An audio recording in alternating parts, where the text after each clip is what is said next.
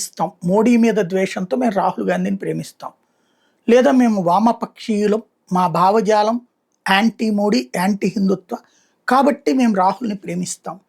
వీళ్ళందరూ పడుతున్న ట్రాప్ ఏంటయ్యా అంటే మహిళా రిజర్వేషన్ బిల్లు మోడీకి నష్టమేం లేదు.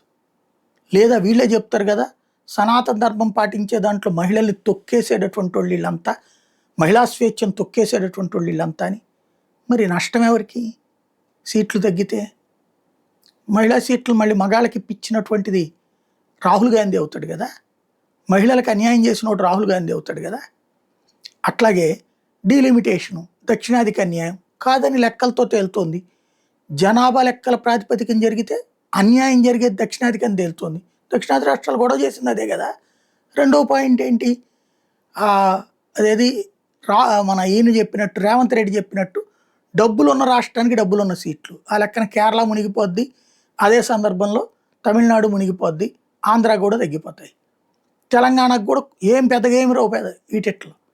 అది తప్పన్నటువంటిది రాజ్యాంగంలో సాధ్యం కాదన్నది కూడా తేలిపోయింది. ఓవరాల్గా రాహుల్ గాంధీకి తెలియదా ఇదంతా? అంతా తెలుసు. కానీ తను ఆశిస్తున్నది ఏంటంటే మోడీ ద్వేషులందరినీ ఒకటిగా చేసుకుని తన వెనకాల ఉండేందుకోసం ఆ గేమ్ నడిపాడు ఆయన.